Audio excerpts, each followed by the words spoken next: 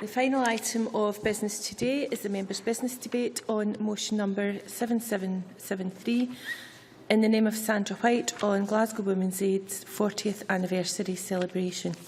This debate will be concluded without any questions being put, and I would be grateful if those members who wish to speak in the debate could please press the request to speak buttons now. And I call on Sandra White to open the debate. You have 7 minutes, Ms White. Thank you very much, Presiding Officer. It's a great privilege to secure today's debate, and it also was a privilege to attend the 40th anniversary celebrations on Friday, held in St Andrews in the Square in Glasgow, and attended by 160 people. The reason I say 160 people was because there were 2 men there, so that would be 158 women and 2 men attended it, and it was a fantastic event.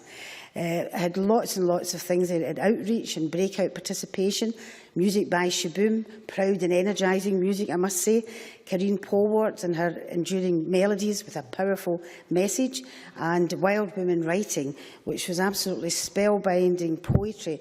It was wonderful, it was inspiring, and it was very moving. And also the choir at the end of the event. I think we all went home, and the great spirits, very, very positive. And I thank everyone for their participation in what was a great day. And I do apologise to those that I haven't mentioned, because I know that there were some that unfortunately haven't time to put in. Presiding Officer, it's amazing to think how far Glasgow's Women's Aid has come since its humble beginnings in 1973, when the first refuge was handed over to Maura Butterley, a founding member of Women's Aid, a second-floor flat in the Gorbals. From there, weekly meetings took place with volunteers and the women and children staying in the refuge. The next year, the flat next door was added, doubling their capacity, and then in 1975, a house with 7 bedrooms was secured. The same year, a parliamentary inquiry into violence in the family was launched, and this really was when the issue of domestic violence, the recognition that it actually existed, and discussion around how best to tackle it became much more mainstream. In 1979, in response to a growing demand for information, Glasgow's Women's Aid opened its first office in aptly named Hope Street in Glasgow. Now they run 7 refuges and offer a wide range of other services, services such as information and support children and young people also. They support other support organisations, point people in the right direction, provide them information about legal, housing and financial rights, and they also supply interpreting services. Absolutely fantastic work which they do. Now, last October, Glasgow's Women's Aid, along with Assist, launched the CEDAR programme, Children Experience Domestic Abuse Recovery, a therapeutic group work programme aimed at helping both women and children come to terms with the domestic abuse they have experienced or witnessed. Now, this highly innovative approach is, to my mind, a huge success, and I understand that funding has been secured to expand CEDAR over the next 2 years. The CEDAR model is one which I hope the Scottish Government will look to and learn from in its approach to other forms of intervention, as has quite rightly been said and before, specifically using a multi-agency approach and sharing information and resources is a great success, and it's clear that better outcomes can be achieved for everyone. Now, of course, all of this cannot be achieved without the hard work and dedication of the staff. And I would particularly like to welcome Angela and Marie, who are in the gallery tonight, from Glasgow's Women's Aid here today, and personally extend our heartfelt thanks to all the work that Glasgow Women's Aid and others do. And as Angela has said, the innovative and creative approach they have and the strong multi-agency approach is one thing which helps them form lasting partnerships. Now, Glasgow's Women's Aid also relies on donations to provide these services, with as little as £5 helping to provide the materials for a child to take part in a children's group activity, helping them to regain confidence and involvement with others, or £10 to provide an emergency pack for women fleeing domestic abuse. It seems like a little to us, but it goes a very, very long way. Now, these donations help Glasgow's Women's Aid provide the services for 5,000 women and children who contact them on a yearly basis. And of course, funding is an area which is very, very important. Funding such as for refuge places, outreach work with schools, young children. I think it's important that young children learn from an early age, or experience from an early age, what actually is domestic abuse. And I think one of the most important things is prevention. Preventing it happening. So if you're working in schools, talking to young children, you can prevent, I would hope, domestic abuse carrying on, maybe for generation to generation. And I would like the Minister, perhaps, if she's able to update us on any of the work that's ongoing in these particular areas. I think it's something that's very important. It's been raised on numerous occasions with me and with Women's Aid. There's also issues over the justice system, which I've told Women's Aid in Glasgow that I'm happily bring up with the Justice Minister. I don't expect the Minister tonight to answer these questions, but there is about access, about sheriffs' interpretations of the justice system and access to children. So that's something I think we have to talk about, and obviously we're looking at Victim and Witnesses Bill. Maybe I can raise it within that. I'll just give CabSec a heads up that I might raise it in the near future. And even though we are all aware of the issue of domestic abuse, I think that sometimes we can underestimate the extent, of the issue. 1 in 4 women experience domestic abuse at some point in their lives, and on average 2 women per week are killed by a male partner or ex-partner in the UK. In Scotland, we have unfortunately seen a rise in the amount of deported cases of domestic abuse. Now, whether this is a part due to victims being more willing to come forward is something I think that people have said yes, because women are feeling more confident to come forward, and I would hope that this would be the case. This is the reason why there is more cases coming forward.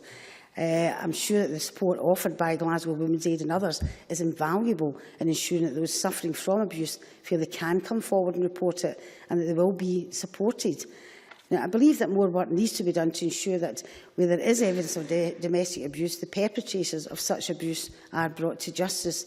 And recently here in Parliament there has been much discussion over the issue of corroboration and the need for it to be reformed, with one of the chief reasons being in cases of abuse. Now, I know there are arguments on both sides, and it is a contentious issue in areas. However, if we are to send out a clear message to those suffering from those perpetrating domestic abuse, it is unacceptable. I think we need to have in place, we have to have something in place which is accessible, to put forward appropriate mechanisms to secure convictions and reassure victims that they will be protected. In conclusion, Presiding Officer, Women's Aid Glasgow and others, and I note that Women's Aid Edinburgh is celebrating their 40th year this year, don't know when, but this year sometime, and they all do an absolutely fantastic job, and I can only commend them for it, and I do look forward to the day when domestic violence and abuse is no longer tolerated in any society. Thank you, Presiding Officer. Thank you very much. We now turn to the open debate, and I call Jackie Bailey to be followed by James Dornan in speeches of 4 minutes, please. Thank you very much, Presiding Officer. And let me start by congratulating Sandra-White on securing this debating time, and indeed on the subject of her motion. Can I also congratulate Glasgow Women's Aid on their 40th anniversary? And Sandra was right, one of her colleagues put down a motion today congratulating Edinburgh Women's Aid on their 40th anniversary too. But, we have come a long way since those early days, but it is a matter of considerable regret that domestic abuse is very much still with us. And I, like many of the colleagues in this chamber, have participated in many debates, and, we hear people assume that domestic abuse is somehow caused by drink or by drugs or by stress. And I am in no doubt that these can be contributory factors, but let's be clear about what the root cause is. It's not exclusively a problem, indeed, for women from poorer backgrounds. Domestic abuse is absolutely not a respecter of class or income. Essentially, at its root, it is about an abuse of power. And whilst our society still has men holding more power than women, then the problem, unfortunately, will continue, as the disparity means that women are somehow viewed as having less rights than men. It is essential that our approach, therefore, is both about challenging society's view and that imbalance of power, as well as practically helping women and their children leave abusive partners. Now, I remember volunteering for Women's Aid a very long time ago indeed. At that point, limited refuge accommodation, little dedicated support for children, little follow-on support for the women themselves. The services were patchy right the way across Scotland, and that experience has now been transformed. If you look at Glasgow as an example, practical support with benefits advice access to lawyers, a support plan that considers your emotional as well as your practical and financial needs, follow-on support to help women settle into their new communities so that the transition from the refuge to a new home is as smooth as possible. And accommodation has also been transformed. Glasgow now offers self-contained flats, shared accommodation or satellite flats, a long way from their starting point that Sandra White outlined. And I well remember our £10 million capital fund to increase refuge accommodation so that wherever you lived in Scotland, you should have access to a refuge place. And credit to all successive governments, whether Labour or SNP, because funding has increased year on year. And we need to continue to provide that level of support because the incidence of reported domestic abuse is increasing. Now, I hope that's because more women feel able to come forward and that the numbers aren't increasing overall. But I think this is something we need to keep a close eye on. Labour established domestic abuse courts in Glasgow in 2005. There was a second pilot in Edinburgh and clusters indeed elsewhere. But we need to be vigilant because the courts, particularly in Glasgow, are becoming overloaded. They must be afforded the capacity to deal with the volume of cases presented. Because in 2012-13, there were 60,000 reported cases, up from 53,000 in 2008-9. Importantly, the number of cases reported then on to the Procurator Fiscal has risen from 51% in 2003-4 to 78% last year, so we see the pressure. But many of these cases, as much as 61% of them last year, were from repeat offenders. And that is a challenge for us, because despite the hard-hitting advertising campaigns and the success of Women's Aid, the need for what they do remains to this day. And it is evident when you look at those figures for repeat offenders that we need to do much more to challenge the imbalance of power, to challenge those in the next generation who think it is okay in certain circumstances to hit a woman. Changing attitudes and culture is of critical importance to this agenda, and we absolutely need to bring a renewed focus to our work, particularly with young people, to bring about that shift in a generation's attitude. Sandra White was right to say prevention is key. And in concluding, Presiding Officer, let me finally congratulate again Glasgow Women's Aid and all the Women's Aids group across Scotland. What they do is critically important, but what we can do to support them in their endeavours is something that we need to look at and increase the amount of support we give them. But Sandra White, just to repeat, is absolutely right. We need to increase our focus on prevention. Thank you. Thank you very much. James Dornan, to be followed by Alex Johnston. Thank you, Presiding Officer. I'd like to start as well by welcoming Angela and Marie to the Chamber today. Also, I want to thank Sandra White for bringing this motion to the Chamber, which gives us the opportunity to debate and celebrate the great work that Glasgow Women's Aid have done over the past 40 years, as well as to look forward to their unfortunately necessary continuing role in the coming years. As we've heard, the first refuge in Glasgow was opened in 1973, and it was underpinned by an ethos that had come from the Canadian Interval House model based in Toronto. Glasgow's Women's Aid was set up mainly as a way to put feminist theory into practice and positively affect lives in a real and useful way. As many of us will remember, the culture around domestic violence back then was totally different than it is today. Domestic abuse was a behind closed doors issue, and one the police and wider society seemed willing to turn their head away from. Things were changing even back then, but still at a glacial pace. And it's my view that in the changing of attitudes that Glasgow's Women's Aid and the wider Scottish Women's Aid movement have done their most effective work. Without the pioneering work that Women's Aid have done, I doubt very much whether Scottish society would have progressed as much as it has in seeing abuse of all kinds as being simply unacceptable. Presiding Officer, I was astounded to learn that when Glasgow and Edinburgh centres were open for almost a decade before spousal rape was made illegal in Scotland, and it would be a further 10 years after that before it was made illegal in England. Against this backdrop of spousal rape still being legal, it's no great surprise that when Glasgow's Women's Aid started, it was assumed by many, mostly males I suspect, that the women who were involved just hated men, wanted to break up families, ruin their lives and to turn women against men.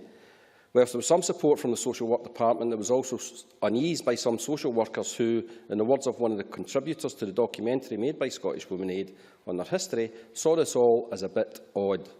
We now know, of course, that the work Glasgow's Women's Aid has done isn't odd. Rather, it has been integral in our understanding of what domestic abuse actually is, and therefore in how we deal with it. And as well as the fantastic assistance they give to the individual women and families that come to them, Glasgow's Women Aid has become the model which other organisations across Glasgow, and I'm sure wider, work to. It's clear that whilst the refuge part of the work that Glasgow Women Aid do is important, the support network that they also offer is just as critical. I was delighted to hear Sandra White mention CEDAR. I've met with CEDAR a couple of times and actually have a members' debate scheduled sometime either later on this year or early next year on their behalf, and to congratulate them on the good work that they're doing, the good practice that they have. Testimony from the countless women and children helped over the years by Glasgow Women Aid show that the support has been integral in recovery. What's clear is that domestic violence can happen to any woman, as Jackie Bailey earlier said, at any time in any part of Glasgow, at any age and in any social class. And the common thread running through all of these women helped by Women's Aid was a shared experience. Being able to talk this through in a supportive and understanding manner and getting help to get a new job or a new home allowed them to move forward with their lives. This model is now seen across Glasgow with Women's Against Violence and the Domestic Abuse Project based in Castlemilk, my constituency, which offer help and support to women and children who have fled domestic abuse, or the Geely Peace Club, which offers a play strategy to assist children with difficult, chaotic and stressful home lives, or the work of the local housing associations in trying to act sensitively when issues of domestic abuse are raised and try to do what they can to ensure that women and children are housed appropriately. Whilst all these organisations are crucial, I was delighted to hear in my visit to Women's Aid that it's their aim to expand their work in the south of Glasgow. And, as I made clear at the time, I'm keen to help where I can to ensure that this expansion comes to fruition. Because, unfortunately, whilst the work of Glasgow's Women Aid has helped countless women and children, we're not yet free of the scourge of domestic abuse. Attitudes are changing, but we still have a way to go to make sure that the message that the person who is being abused is never to blame for the abuse, regardless of whether they are drunk or have consented before. There's still a role for Women's Aid educational outreach programmes to ensure that this abuse is not to blame. The abused is not to blame mantra is reinforced to young adults, as recent research shows that some young people continue to find certain forms of abusive behaviour acceptable within relationships. This clearly needs to be challenged through education, and the Curriculum for Excellence offers an avenue for this to be explored. I'd like to finish off by once again thanking Glasgow Women's Aid for all the work they've done, and I look forward to seeing them expand their services into the south-east of Glasgow and help them whatever way I can. Thank you. Thank you very much. I'd be grateful if members could stick to their 4 minutes, and that will allow me to take everyone. I call Alex Johnson to be followed by Malcolm Chisholm.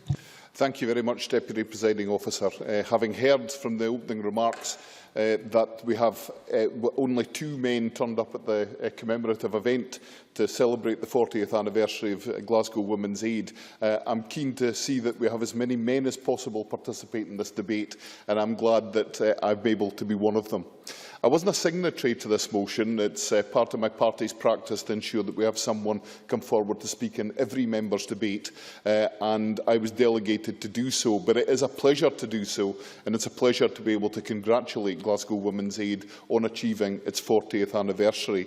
Oh, if only it were not necessary, but it is such a vital service. I remember hearing about Glasgow Women's Aid when it was first established in the 1970s, and I'm delighted during the course of this debate to have learned more about it. But one of the things that impresses me most about it is the fact that it is essentially a self-help approach to a particular domestic abuse problem. And I'm delighted that it's an example of an organisation which has allowed women to take control of their own lives and allow them to build their own self-confidence and security after such a desperately disastrous domestic situation as domestic abuse has been allowed to take place. However, I'd also like to say a bit about something that's been said in this debate already, and that is the rise in reported domestic abuse, which we appear to be experiencing. Like other speakers, I hope this is as a result of an increase in the willingness of individuals to report crime. I believe that we have seen a substantial change in the willingness of police and the justice system to become more involved in domestic abuse issues. And as a consequence, I hope there is more faith in the law and a greater willingness for victims to come forward. But the key issue around this, I believe, is the fact that it is a self-help approach. While there is much that we can do to encourage the justice system to work with those who are victims of domestic violence and ensure that justice is achieved, it's also important to encourage that self-help element.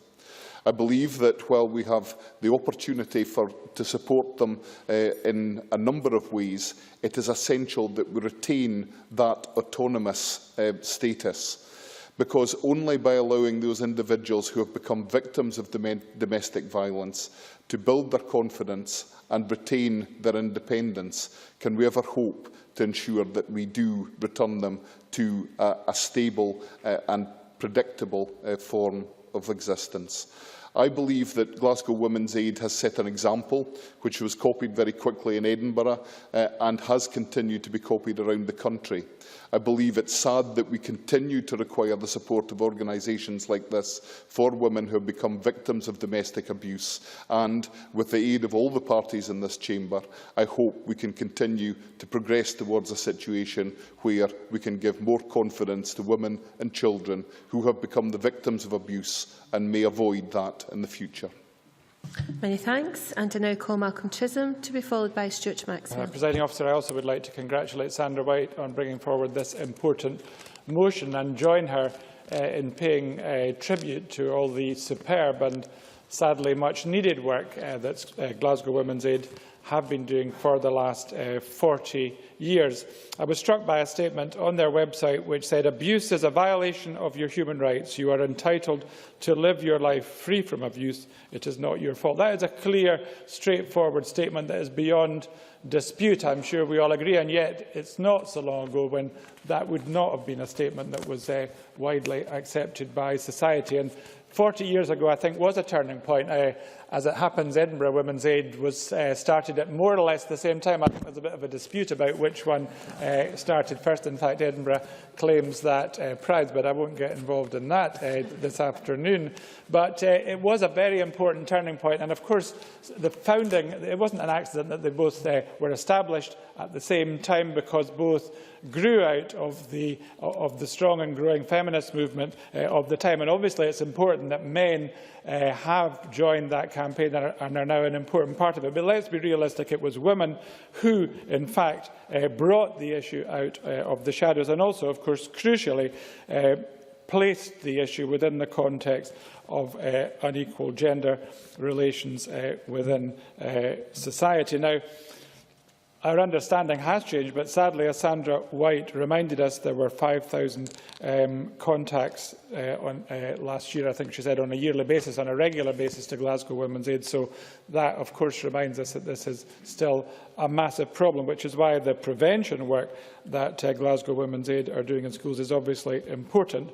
But they are most noted, of course, for the support that they give in various ways, including their refuge accommodation. And we should certainly pay tribute to that superb work. The multi-agency approach has been mentioned today.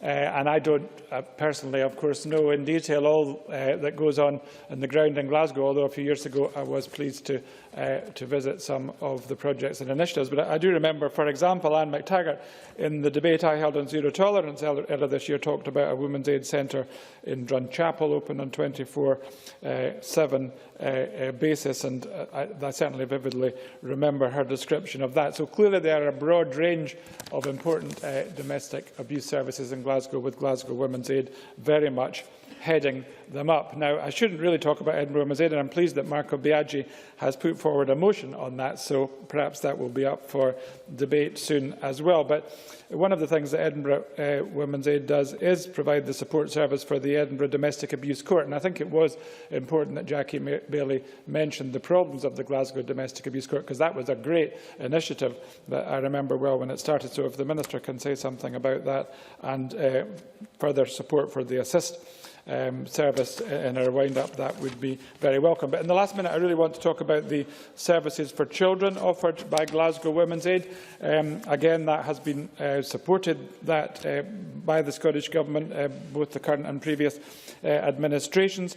But it's very important to recognise that children and young people are also in need of support and refuge. I was struck by the animated video on the website explaining what domestic abuse is, the real lived experience of domestic abuse through the eyes of a child, and finally how young people can seek help. And the ultimate goal, of course, is to ensure that young people have the necessary information and are given the tools to seek support whenever they feel capable. So I think my time is up. As the motion states, the Parliament offers Glasgow Women's Aid every success in the future, but I'm sure all members will join me in the sincere hope that in the future Scotland's women and children will need less of their services. So once again, congratulations to Sandra-White on bringing the motion, which I wholeheartedly support, and thanks once again from all of us to Glasgow Women's Aid. Thank you very much. And I now call Stuart Maxwell to be followed by Claudia Beamish. Thank you, Presiding Officer. Can I, like others, begin by congratulating Sandra-White on securing this very important debate. Domestic abuse can happen to anyone at any time, young or old, male or female, rich or poor, gay or straight. Some victims may not even realise that it's happening to them, trapped in a controlling and abusive relationship, living in fear and intimidation with no real idea of how to break free. And at this point, I want to say I agree very much with Jackie Whaley's comments about this being an abuse of power at its fundamental heart. But that's why it's so important that organisations such as Glasgow Women's Aid are so important. That's why it's worth celebrating the invaluable advice and support they have offered to women, children and young people over the past 40 years. Now, I was delighted to be invited along to the 40th anniversary celebration at St Andrews in the Square in Glasgow last Friday, and it's with much regret that I was unable to attend. Can I just say I was unwell, and therefore, but I would have been the third man there if I could have managed to be there, so I apologise for my absence. I thought I wouldn't have been noticed, but obviously, if there's only two men there, perhaps it was noticed. But I'm very grateful to have the opportunity to speak in the debate today and pay tribute to the fantastic work carried out by Glasgow Women's Aid. Now, during the summer, I did have the chance to visit the Glasgow Women's Aid offices in Bell Street, and I met with Jennifer Cairns, the chair of GWA Board, and Angela Devine, manager, and to discuss the support and refuge services they offer to victims of domestic abuse in Glasgow and the west of Scotland. I was particularly impressed with GWA's Children and Young People Service and their ambitions to improve links in the community through an outreach service in local schools. It's a reminder that not only adults who are affected by domestic abuse, projects like this help to change the attitudes of young people and raise awareness that support and advice is indeed available. Now, back in 2008, as Minister for Communities, I helped to launch the National Domestic Abuse Delivery Plan, which was an approach to tackling domestic abuse that was informed by the experiences of children and young people who had witnessed or been part of abusive relationships. Since then, the Scottish Government has continued to make tackling violence against women a national priority and has committed to supporting the work of organisations like Glasgow Women's Aid. The Scottish Government funding allocated to combat violence against women has increased by 62% since 2007, with £34.5 million of investment committed between 2012 and 2015. And I think it is a credit to the Parliament that this particular issue has, in fact, got cross-party support and has been of no relevance whatsoever which government has been in power. But this issue of tackling domestic abuse has been supported by all parties. The Forced Marriage Scotland Act and the Domestic Abuse Scotland Act are two important pieces of legislation which have helped to improve outcomes for victims of domestic abuse. However, domestic violence and abuse continues to blight the lives of too many women, families, children and communities across Scotland. There is no place in Scotland for violence against women, and I am confident that the Scottish Government's new National Violence Against Women strategy will help move us another step closer to protecting women and children from all forms of violence. The Justice Secretary has continued to highlight the need to modernise Scotland's criminal justice system to ensure it better serves the victims of rape and domestic violence. Now, I recognise that ending the absolute requirement for corroboration in criminal cases is controversial, as Sandra-White mentioned earlier, but I tend to share the view of Scottish Women's Aid and Victim Support Scotland that, on balance, it is the right step to take. We must do all we can to give victims the confidence to come forward and engage with the criminal justice system. Too many in the past have suffered in silence behind closed doors.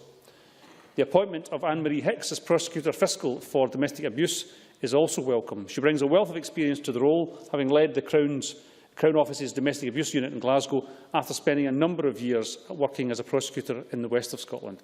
Anne-Marie is committed to ensuring a robust prosecution policy that supports victims and brings perpetrators to justice. Presiding Officer, I'd like to conclude by paying tribute to the many staff, volunteers, supporters and fundraisers who have contributed over the past 40 years to making Glasgow Women's Aid the organisation it is today. But it would also be remiss of me not to mention the partner organisations who I know advocate a multi-agency approach to tackling domestic violence.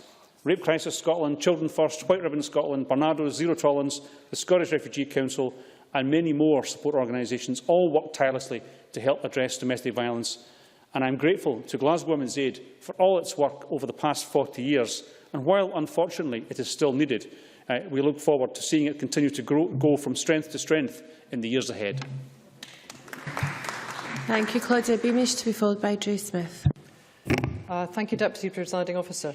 I'm also glad to be able to speak today and congratulate Glasgow Women's Aid on their 40th anniversary and to thank Sandra-White for holding this debate.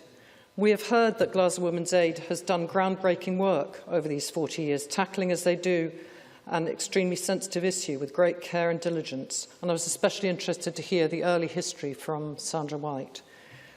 While there's been a great deal of work done in recent years to address domestic abuse, there is unfortunately a long, long way to go still, as we've heard from other members. It is simply unacceptable today, in this day and age, for people, especially women and children, to be subjected to this disgraceful treatment, which is a human rights issue and abuse of power, usually by male people in their own homes. And it is vital that organisations such as Women's Aid Glasgow exist to support women through their ordeals. It is crucial that we continue to raise awareness of zero tolerance of domestic abuse in Scotland, as this used to be for so many years something that was not even talked about and in some cases, frankly, accepted as part of a life for women. As such, I am encouraged to see Glasgow Women's Aid have undertaken a number of initiatives to raise awareness. Domestic violence is not, of course, confined to our cities. It is also a rural issue. And as Jackie Bailey stressed, it is an abuse of power by men, which I really do want to emphasise again. It is a gender issue. It knows no boundaries, and I worry about the isolation of victims in rural Scotland and the isolation they may feel. So I was heartened to recently be asked by Police Scotland to open an awareness-raising event in my own local town of Lanark. This took the form of stalls and a wide range of relevant support agencies, an interagency morning that was held on a wide walkway between the entrance, cafe and changing rooms of the Lifestyles Lanark Leisure Centre. Many people came through, men, women, children, and just in that morning, and the message was clear: nobody needs to suffer in silence. Having looked at Glasgow Women's Aid's excellent website and through contact with their staff just recently, it is clear that awareness raising is an integral part of their work, utilising avenues such as social media and through preventative work in schools, which we've heard of from other members. And I believe this is something that's very important, internet and access through phone calls in rural Scotland, such as South Scotland, which I represent. Through their child exploitation and online protection team, Glasgow Women's Aid have been able to hold support sessions, and their children's outreach team have been doing fantastic work teaching P5, 6 and 7 level, and this should be talked about at this stage, I believe. Stuart Maxwell stressed the importance of the educational issue. Glasgow Women's Aid would, in an ideal world, like to expand their work to include training of teachers, but unfortunately they have not received adequate funding, I understand, from Scottish Government to support this, and I wonder if the Minister might comment on this at the end of the debate. Further, on the issue of young people, concerns have been raised at the CPG for men's violence against women and children, of which I'm a deputy convener, over teenage perceptions of domestic abuse. There have been studies such as the recent one by Manchester University, which suggests that young girls can often have a skewed view of what is acceptable behaviour with regards to domestic abuse, and that it is not treated with the seriousness that it demands. And White Ribbon Scotland highlights that 1 in 3 teenage girls in a relationship suffer an unwanted sexual act. There is also evidence to show that some girls think a slap doesn't matter, and it jolly well does.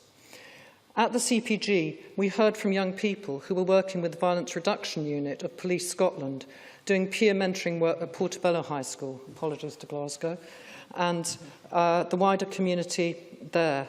And I was most impressed by hearing from the young people themselves about peer group work that they're doing to help other young people analyse their behaviour themselves and to come to terms with it and to agree on what was acceptable and what isn't. And I hope that similar mentoring initiatives, which I know are happening in Glasgow well, can be brought forward throughout Scotland, including rural Scotland.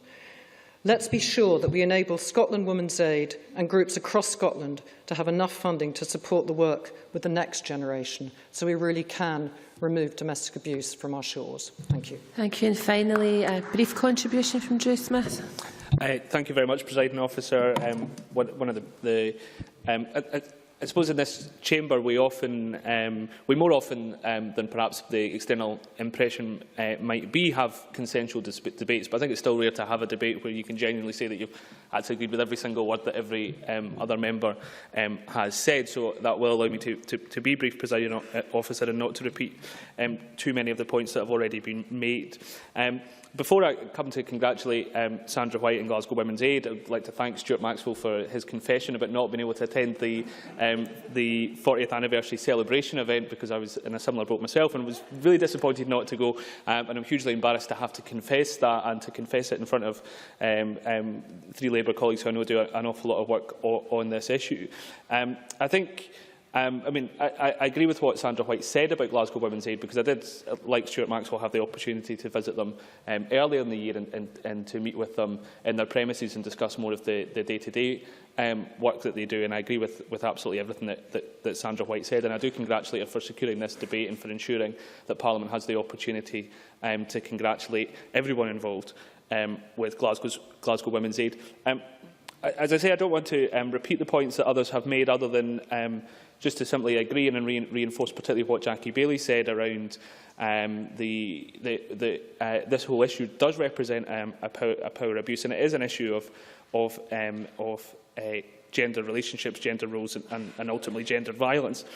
And I think there is just in the opportunity of this to reflect on where we've come from since the establishment of women's refugees around the country. We have made huge progress. We no longer regard something as being a domestic and therefore something that doesn't concern the rest of us. We've seen absolutely huge progress on that, and I think that is as Sandra-White said, 5,000 women and children still in contact with the service is huge, so we shouldn't pat ourselves in the back too much that the work is finished, but there is a positive here that we can aim for, because there is another side to this, and Stuart Maxwell and others touched on this in relation to other crimes of sexual violence, particularly where actually challenging and changing attitudes remains a very big job for us to do. If you do look at the things that young people are saying and that other people are saying around the relationship between men and women when they're perhaps not in a domestic relationship, that it is possible for sexual crimes to be committed against women, and that somehow the person who's a victim of that crime can be to blame for it, and that contributory factors, Jackie Bailey mentioned a few of them, but things as simple as how someone was dressed somehow gives predominantly men the right to make judgments about them, and therefore to actually commit behaviours that in any other circumstance would be absolutely beyond them. And I think there is a story in what we've achieved through Women's Aid, which should influence how we deal with that wider issue in society. So just to conclude, Presiding Officer, by saying I absolutely congratulate Women's Aid on everything that they have achieved, and I look forward to the Minister saying a bit more about some of the wider policy work that is going on in closing, and hope actually that sometimes we get a debate to celebrate the anniversaries of great things that are going on, but I hope actually we also get further opportunities in the course of the Parliament, and since the Minister's appointment I'm sure she will be keen to do this, to debate some of the policy issues around this for other women's organisations and other associated issues to this. Thank you very much. Thank you very much. And I now invite Shona Robertson to respond to the debate. Minister, you have 7 minutes. Thank you, Deputy Presiding Officer. First of all, can I congratulate Sandra-White on securing this hugely important debate, and also welcome Angela and Marie to the galley from Glasgow Women's Aid. I think it's absolutely right that Parliament joins in celebrating the 40th anniversary of Glasgow Women's Aid and the huge contribution that they've made over the last 4 decades in supporting women, children and young people experiencing domestic abuse. I'm in no doubt that their tenacity and support has given strength to many women who have been victims of domestic abuse. On Friday, I did have the pleasure of speaking at the Glasgow Women's Aid 40th anniversary event, which Sandra-White also attended. Now, I don't say that just to make Drew Smith and Stuart Maxwell feel any worse, because it was a fantastic event, and whether or not you were actually there, I think the support that is within this place and among many men for the work of Women's Aid, I think was well appreciated and understood. I did have the pleasure of speaking to Maura Butterley, who was one of the pioneers setting up Glasgow Women's Aid in 1973. I have to say she's such a modest woman, did not want to be in the limelight at all. And maybe that's the mark of the woman. She did all of that work, having come back from America with the concept of refuge, and basically, as Sandra-White laid out, started to get on to the corporation, who initially were loath to succeed to her demands, but she's a very tenacious lady, and eventually got the support to develop the first refuge, which I think was a very small and basic flat, but from small acorns many important things have emerged. In my address last Friday, I read out a quote from a friend of a woman who had been helped by Glasgow Women's Aid. It said, I want to thank Women's Aid for helping my friend today. You have helped to save her life. Thank you so much. Your organisation is amazing. And I think that really sums up how important it is, because literally Women's Aid does save lives. From those small acorns, today it's grown to provide the huge number of family spaces in the 7 refuge bases across Glasgow, employing 35 workers, working with children, doing outreach work, family resource workers, providing a huge amount of support. As Sandra was laying out, the number of women that seek their support is huge. And their services are certainly, unfortunately, very much in demand. And I suppose the flip side of that is that, as members have indicated, that perhaps part of the reason for the rise in demand for services is that women are feeling more confident about coming forward. And I think that is something that is welcome, but it's a sad reflection also of a society that we still have huge challenges in dealing with this issue. But I'm very grateful for Glasgow Women's Aid for being there for those women and children, what is one of the most difficult times of their lives. As a nation, we've made a journey as well since the early 1970s. It's undeniable that in the field of women's rights a great deal of progress has been made. In 1975, the Sex Discrimination Act made it illegal to discriminate against women at work, although there are still many issues for women at work. Statutory maternity provision was introduced. It was made illegal to sack a woman because she was pregnant. The reference has already been made to the law of no defence to rape in marriage, which again has been, all of these points in history have been important things won by women, and we should remember that women were at the vanguard of all of these battles, and battles many of them were indeed. But we've got a lot of work still to do. Violence against women continues to be perpetrated, and girls across the globe and women face this on a daily an unrelenting basis, and in Scotland, women, children and young people are still suffering domestic abuse. We are seeing, of course, ways in which violence is being perpetrated has changed and is changing. Earlier this week I spoke at an event organised by the Women's Support Project and Rape Crisis Scotland about the sexualisation of culture and the impact of this on the relationships which our children and young people form. We know about issues such as sexting, sexual exploitation, online bullying. All of these things underpin the power base and values within our society. One of the things, of course, we are taking forward with COSLA and others is the development of a strategy for Scotland to tackle violence against women, including domestic abuse, but will capture many of these other important issues as well. And this will be the first such document in Scotland and will shape the way in which we tackle violence against women in the years ahead. And we'll be consulting on it in early 2014, and it may be the opportunity Drew Smith was talking about to have that wider debate.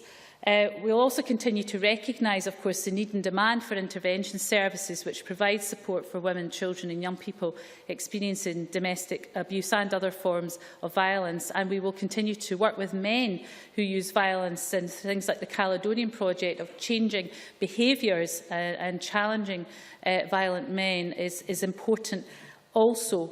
Our strategy is going to reinforce the links between all forms of all forms of violence against women, from domestic abuse, rape and sexual assault to honour-based violence and commercial sexual exploitation, and it will emphasise the need for an increased focus on prevention and early intervention. And if I can reassure Sandra-White on that point, and Jackie Bailey also, Police Scotland have made domestic violence one of their 3 top priorities, and a real focus on repeat offenders, which I think is important. Also, to say to Malcolm Chisholm, Assist has been a really important partnership because of the intelligence sharing about where these men are and what they are doing, and that's hugely important. And of course, we're funding a rollout of the Assist programme. I want to just end on this point. As been said quite rightly, that we know that violence against women is rooted in gender inequality and the imbalance of power between men and women in our society. This afternoon I spoke at the Women on Board conference, which is looking at the barriers to women's representation on Scotland's public boards. Why does that matter? Because it's about reducing and eventually eradicating the inequality in our society, because it's that power inequality and power imbalance that provides the breeding ground for attitudes towards women that can lead to violence against women. So we must look at that in the round. So let me leave this chamber in no doubt that this government is absolutely committed to not only ensuring that domestic abuse and violence against women are consigned to the past, but to the achievement of equality between men and women in our society. Thank you.